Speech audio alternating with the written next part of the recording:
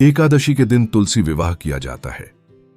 मान्यता है कि जो व्यक्ति भी इस दिन अपने घर में तुलसी विवाह करता है उसे इस लोक और परलोक में यश की प्राप्ति होती है।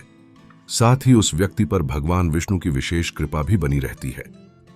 देवउठनी एकादशी के दिन तुलसी विवाह की इस कथा का पाठ करने से भी पुण्य की प्राप्ति होती है। पढ़ें तुलसी विवाह की पौराणिक कथा। आइए सुनते हैं तुलसी विवाह की कथा पर। उससे पहले आप चैनल को सब्सक्राइब और वीडियो को लाइक और शेयर जरूर करें और हमें ये बताएं ये कथा आपको कैसी लगी। श्रीमद् भगवत पुराण के अनुसार प्राचीन काल में जलंधर नामक राक्षस ने चारों तरफ बड़ा उत्पात मचा रखा था। वह बड़ा वीर तथा पराक्रमी था। उसकी वीरता का रहस्य था उसकी पत्नी वृंदा का पतिव्रता धर्म। उसी के प्रभाव से वह विजयी बना हुआ था।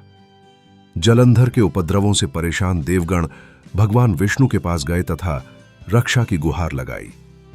उनकी प्रार्थना सुनकर भगवान विष्णु ने वृंदा का पतिव्रता धर्म भंग करने का निश्चय किया। उन्होंने जलंधर का रूप धरकर छल से वृंदा का स्पर्श किया। वृंदा का पति जलंधर देवताओं से पक्कू पराक्रम से युद्ध कर रहा था, लेकिन वृंदा का सतीत्व नष्ट होते ही मारा गया। जैसे ही वृंदा का सतीत्व भंग हुआ, जलंधर का सिर उसके आंगन में आ गिरा। जब वृंदा ने यह देखा तो क्रोधित होकर जानना चाहा कि फिर जिसे उसने स्पर्श किया वह कौन है। सामने साक्षात विष्णु जी खड़े थे। उसने भगवान विष्णु को शाप दे दिया, जिस प्रकार तुमने छल से मुझे पति वियोग दिया है, उसी प्रकार तुम्हारी पत्नी का भी छल पूर्वक हरण होगा और स्त्री वियोग सहने के लिए तुम भी मृत्युलोक में जन्म लोगे। यह कहकर वृंदा अपने पति के साथ सती हो गई। जिस जगह वृंदा सती हुई वहां तुलसी का पौधा उत्पन्न हुआ।